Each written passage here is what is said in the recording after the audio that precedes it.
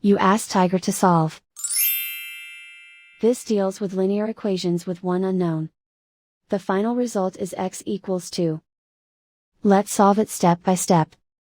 Simplify the expression. Group like terms. Multiply the coefficients. Swap sides.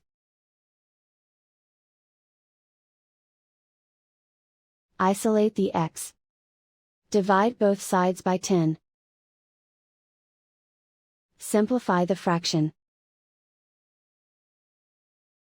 Find the greatest common factor of the numerator and denominator. Factor out and cancel the greatest common factor. And so the final result is x equals 2.